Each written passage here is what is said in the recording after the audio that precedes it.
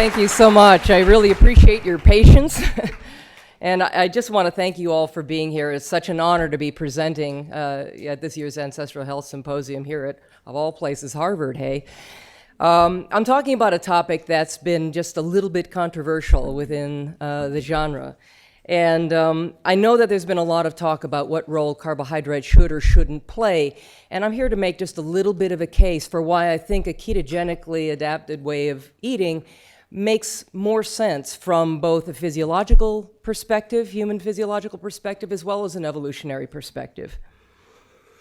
There we go.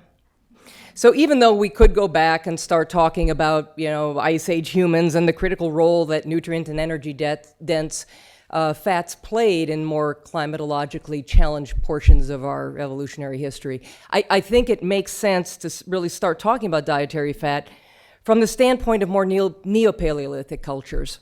Just to highlight the fact that it doesn't have to be cold out or extreme in some way in order for fat to be playing a critical and fairly central role to the human diet. Now, all primitive and traditional cultures revered and coveted sources of dietary fat.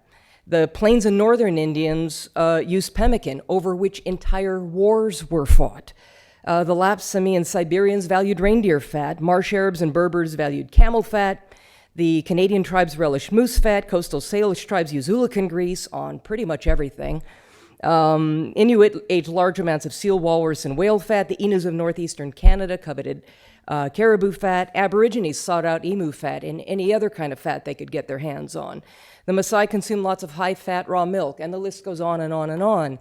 And, according to the work of nutritional pioneers such as, Weston Price, mental and physical illness were virtually completely unknown in these cultures. And additional sources of dietary fat, and fat-soluble nutrients included things like egg yolks, organ meats, insects, fish heads, and shellfish, as well as some nuts and seeds. So it's really clear that fat played a very, very important role in early diets.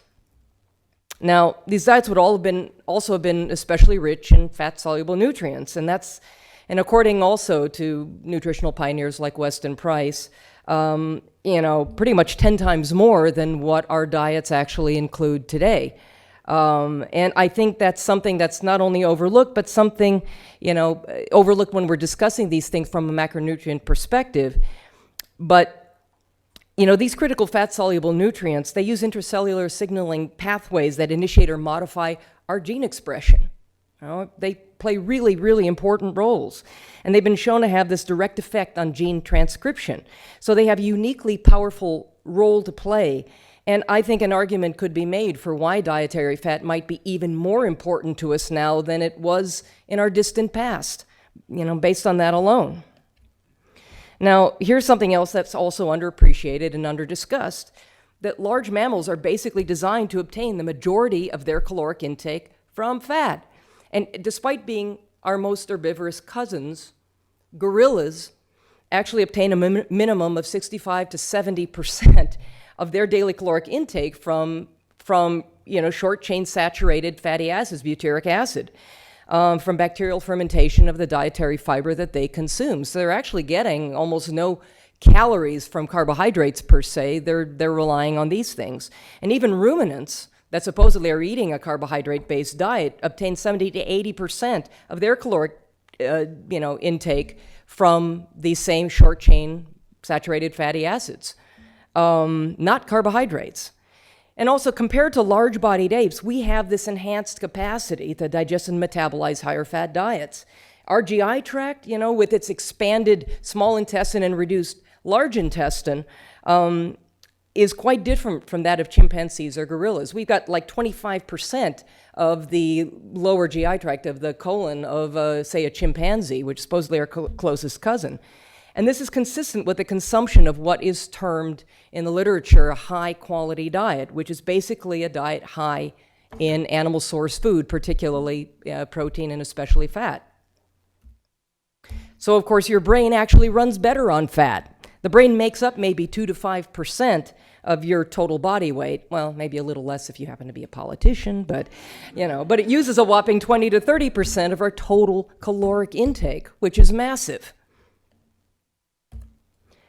We were literally born to rely on dietary fat as our primary source of fuel.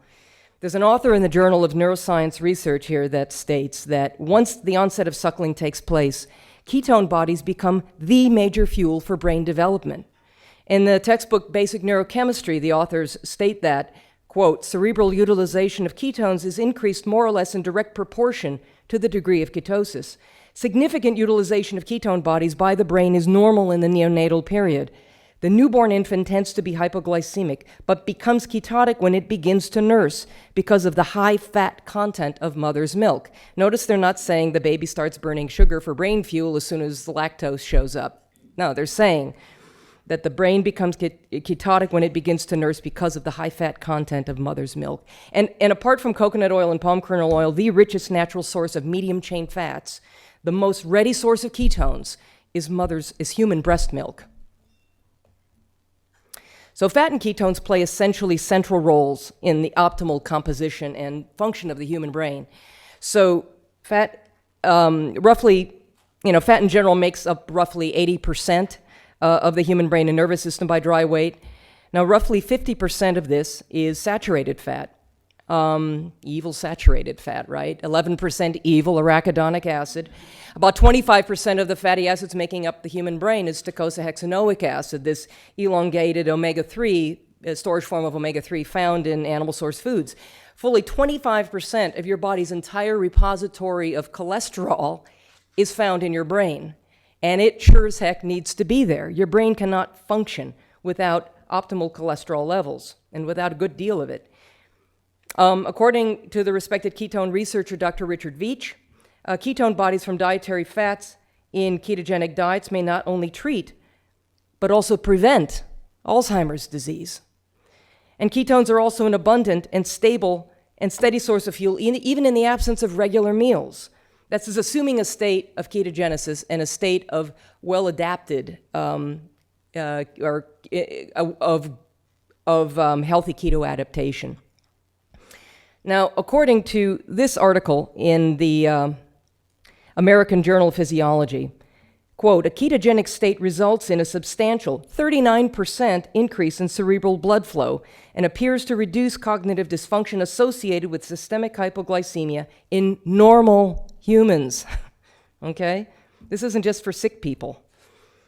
Human brain growth is completely dependent on dietary fats, particularly the 20 and 22 chain carbon fatty acids, DHA, and docosahexaenoic acid, and arachidonic acid. In other words, dietary animal source fats. And humans allocate, of course, a substantially larger share much larger share of our energy budget to our brains than do other primates and other mammals. So getting our energy from something like starchy roots and tubers during early evolution would really have required extensive cooking. We can't make use of the starches in roots and tubers without extensively cooking them. And, when we heat those things, the starch granules, swell and then they disrupt from the cell wall, and then they become available to action by our digestive enzymes. But even so, even with cooking, the energy value of these foods are considerably less than animal source foods. And things like fruit would have only been seasonally or climatically available to us. And, compare it again to the large-bodied apes, we have this enhanced capacity to digest and metabolize higher fat diets. And it's one reason why we have a gallbladder, and it certainly appears to what we are designed to do. And again, without this metabolic adaptation, Homo sapiens could not have evolved such a large brain. Never would have happened. So this is very cool, I think. This is a plot of relative brain size versus relative diet quality for 31 primate species, including humans. The enhanced diet quality essentially means more protein and especially fat. And the quote from the study is here that primates with higher quality diets for their size have relatively larger brain size. Humans represent the positive extremes for both measures, having large brain to body size and a substantially higher quality diet than expected for their size. So here we are, way out on this limb of our family tree, and nobody else even comes close. From the journal Prostaglandins, Leukotrienes, and Essential Fatty Acids, another article written by Richard Veach, The effects of ketone body metabolism suggest that ketosis may offer therapeutic potential in a variety of very different and common and rare disease states. The large categories of disease for which ketones may have therapeutic effects are, number one, diseases of substrate insufficiency or insulin resistance. Number two, diseases resulting from free radical damage. And number three, disease resulting from hypoxia. That's covering a lot of bases. And also there's ample evidence of ketogenic diets specifically offering benefit in type 1 and type 2 diabetes, metabolic syndrome, neurological impairment of all kinds, autoimmune disorders, cardiovascular disease, Parkinson's disease, epilepsy, kidney failure, brain cancer, and other forms of cancer, as well as even heart failure. My question is, why wait till you get sick? You know, there's no real evidence that a well-adapted ketogenic state is harmful in any way, and it provides such a rich range of benefits. In this article in Pediatric Neurology, the evidence suggests that the ketogenic diet has neuroprotective properties in diverse models of neurodegenerative disease. Again, why wait? This particularly interesting and exciting to me article from the British Journal of Cancer states, quote, if the anti-tumor effects of restricted caloric intake are associated with reduced glucose levels and glycolytic energy, a question arises as to what role elevated ketone levels might have in CT2A management. We suggest that ketone body metabolism, while providing normal brain cells with an alternative high-energy substrate, also reduces the inflammatory activities of tumor-associated host cells. Ketone body metabolism reduces oxygen-free radicals, enhances tolerance to hypoxia, and may prevent organ dysfunction from inflammatory processes. Hence, a shift in energy metabolism from glucose to ketones will enhance the bioenergetic potential of normal brain cells on the one hand, while reducing tumor cell growth and tumor inflammatory properties on the other hand. I ask you, why wait? From the article by George Cahill and Richard Veach in the Transactions of the American Clinical and Climatological Association, the authors state that D-beta-hydroxybutyrate, the principal ketone in starving man, displaces glucose as a predominating fuel for the brain, decreasing the need for glucose synthesis in the liver and kidney, and accordingly spares its precursor, muscle-derived amino acids, for all you athletes out there. And recent studies have shown that D-beta-hydroxybutyrate, the principal ketone, is not just a fuel, but a superfuel, more efficiently producing ATP than either glucose or free fatty acids. Also, ketone levels, beta-hydroxybutyrate during the during nutritional ketosis, decrease mitochondrial reactive oxygen species production, in other words, free radical activity. And this increases, and it also increases antioxidant activity. Ketogenic diets reduce levels of systemic inflammation. High-fat, low-carbohydrate diets decrease serum triglycerides associated with cardiovascular disease and diabetes. I mean, is there anything they can't do? Do you like muscle? Well, a well-formulated ketogenic diet and well-adapted ketogenic state, and these are the key phrases, they'll spare lean tissue mass by sparing protein from being utilized or converted to glucose and utilized for energy during hypoglycemic states. It also improves your efficiency of protein utilization, reduces nitrogen excretion, and it provides better maintenance of and even increases circulating branch chain amino acids, leucine, isoleucine, and valine. And as there's less a need to use them as fuel while operating in a ketogenic state. And by the way, the main driver of muscle protein synthesis is not insulin, but the availability of essential amino acids, in particular leucine. Also, if you're wanting to consume sufficient protein, if you can consume sufficient protein after a workout, adding extra insulin-provoking carbs is not going to improve your anabolic response.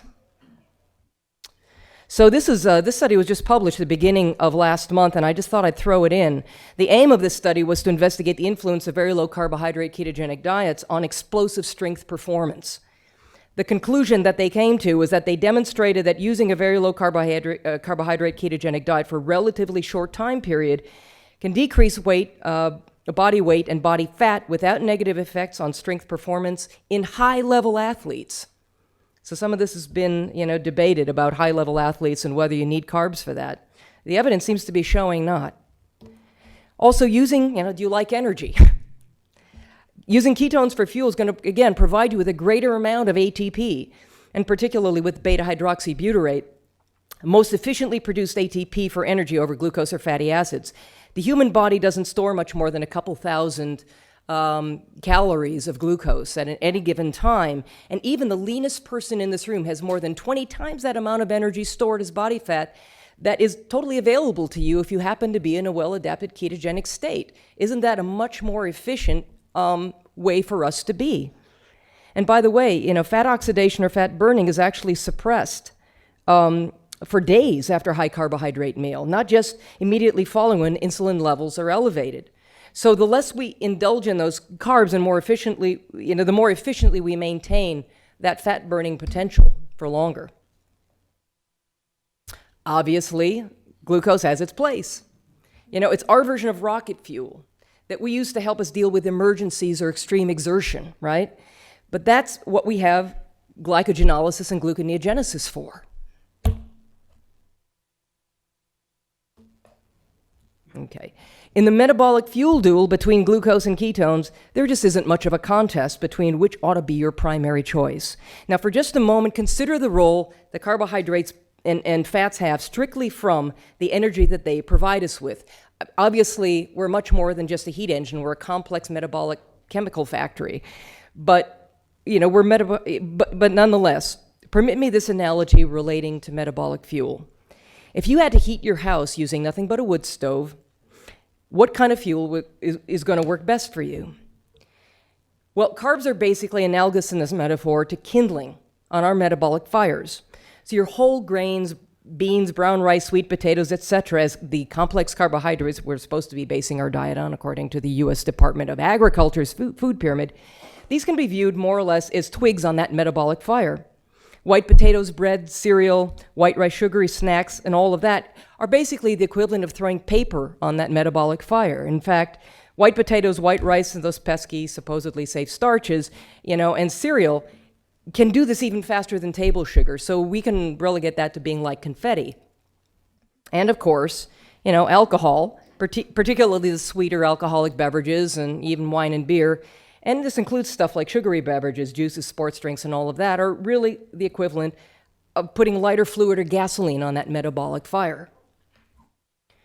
So if you had to heat your home using nothing but kindling, you could do it. You could do it. And lots of people do it every day. In fact, probably 99% of America does this every day. But you'd be basically sitting, you'd have a stool pulled up in front of this little wood stove here. You'd have this shoved up here with the doors open. You'd be grabbing handfuls of twigs and paper, squirting lighter fluid on there. You'd have a constant preoccupation with where that next handful of fuel was coming from to keep that fire going. And what's that metaphorically equivalent result? Basically, it's a constant preoccupation with carbohydrate-based foods and snacking. Carbohydrates and carbohydrate-based diets basically make us hungrier. Monsanto's got to love that. What's the alternative? Consider the considerable advantages of using that nice big fat log, in other words, fat, on that metabolic fire. Is that primary source of fuel? Fat burns aerobically. In other words, it works most efficiently for 99.99% of everything you do during a given day that requires breathing. It burns in a more prolonged and sustained manner, even in the absence of regular meals. It can be stored much more efficiently and drawn upon as energy reserves for a much longer period of time, and it needs way less frequent replenishment. You're not a slave to that wood stove. And I, for one, prefer not to be a slave to my wood stove all day. Consider, too, the survival advantages of a fat-based metabolism for our primitive ancestors, not to mention us. I'm just saying. So while we're at it, consider these other advantages. Fat to our primal physiology means survival, and nothing is more fundamental than survival. The hormone leptin, a key part of that, has a primary role to play as a fat sensor and endocrine coordinator. And carbohydrates like dietary sugar and starch basically scream at leptin. They cause it to surge and much more easily dysregulate, while fat, on the other hand, speaks a language that leptin much more readily understands, and it calmly assures it that, hey, hunting is good. And that can allow for much more ready access to those fat stores for energy. It's not as likely to hoard those fat stores. So very low carbohydrate ketogenic diet is also longevity enhancing. It's anti-aging. It minimizes the need for insulin and also the undesirable mTOR activation. Something else to consider here is that cancer, folks, is an epidemic problem. Certain to escalate in the future. And we've got Fukushima now. And it's bound to get worse, and not better, a lot worse. The primary source for fuel for cancer cells is glucose. Ketones don't feed cancer cells. The more ketogenic you are, the less friendly your internal environment is going to be to cancerous processes. And also eating a fat-based, nutrient-dense, ketogenically adapted diet, that's, you're moderating your protein intake, you're restricting sugar and starch, you're eating as many of the fibrous vegetables and greens as you either like or can tolerate. That's the least expensive approach. Anybody notice that the economy's not doing so well? It's the least expensive approach to eating optimally well in existence without ever having to be hungry or feeling deprived. So here's, what's the formula for reliably inducing and maintaining a ketogenic state? By definition, a state of ketosis means having blood ketone levels between 1 to 3 millimolars, okay? In order to get the levels above 1 millimolar, this typically requires a consumption of less than 50 or 60 grams of carbohydrates in a day. Now, carbs are found in way more than just starchy roots and tubers and, sugary foods. You're going to need to allow for, 5 to 10 grams from protein-based food, 5 to 10 grams, or 10 to 15 grams from fibrous vegetables, 5 to 10 grams from nuts or seeds, 5 to 10 grams from fruits, 5 to 10 grams from other sources. So in a state of full or maximum ketosis, our requirement for glucose is no more than 120 to 130 grams in a given day. And if you keep your carb intake below 50 to 60 grams, it's really easy for your liver to make up for that deficit, with, say, another 60 to 70 grams without dropping you out of ketosis. This isn't hard. The other trick, and it's a rather important one, is that you need to restrict your protein intake to no more than about 25 grams or so in any given meal, or less than that. And roughly 3 ounces of meat, fish, or eggs in a single meal. And each ounce of meat has roughly about 7 grams of protein, and eggs generally have 6 or 7 grams of protein in them. So it's a rough formula. I go into that a little bit more in my book in a little more detail. Or you can follow this formula. Every day you should eat something from each of the 5 basic food groups: fried blubber, boiled blubber, stewed blubber, baked blubber, and raw blubber. And folks, here's your thought for the day. No diet will remove all the fat from your body because your brain is entirely fat. Without a brain, you might look good, but all you could do is run for public office. George Bernard Shaw. Thank you. Moral of the story, fat is where it's at. And there you go. So if you have any questions, please go to my website, sign up for my newsletter, or you can read my book. I still have a small handful of them left. Thank you so very much. Let's take some time to ask a few questions until we have our next presentation set up. Oh, okay. If you would use this so that they can have Okay. a computer. Thank you. Just talk to them. I feel like a lounge singer. Here, give them the space. Okay. Or if you can sit right there too, you can Okay. sit right up there. All right, cool. Thank you. Nora, Yeah. are we going to allow us to okay. ask some questions? Hi. Hi. Hi. How you doing? I have a question. You said many times that a well-adjusted ketogenic diet. Right, because it takes time for your What body does to that- switch over from a primary dependence on glucose to a primary dependence on fat. There are enzymatic conversions and things that need to happen for your body to, if you've been depending on sugar as your primary source of fuel throughout your life, your body doesn't switch over instantly that easily. Okay. In my experience, it seems to take anywhere from like 3 to 6 weeks generally for a person to become, well adapted. And some of that depends on your degree of addiction, to the carbs and what kinds of reactions you're having. And there are things that you can do and things that you can take to help support that transition a little bit, more painlessly. Some people, and actually quite a lot of people, just make that transition. I mean, within a matter of a couple days, they're already feeling better. And other folks seem to struggle a little bit more, but it's well worth the effort. And then does that mean that... Is there something one needs to do once you are adjusted to maintain a well-adjusted ketogenic diet? Relying on fat as your primary source of fuel and avoiding sugar and starch to the degree that you can. And lastly, is there any known drawbacks to entering a ketogenic state and then going back to a more carbohydrate-oriented diet and then back to ketogenic? Well, you end up going back to, certainly a more glycating way of living, and a more insulin dysregulating way of living.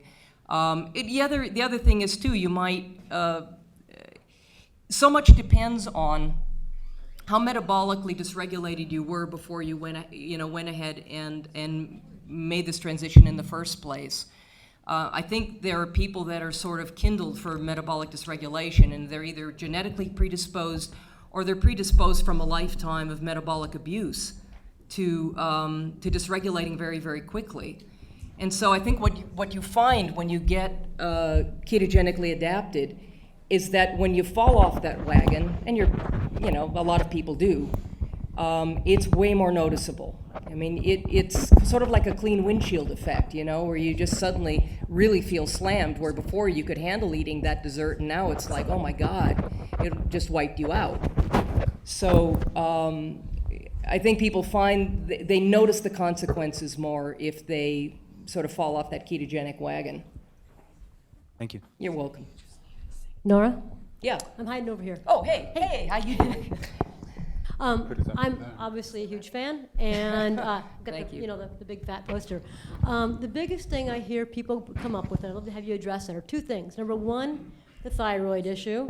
Yeah. Number two, the insulin resistance issue.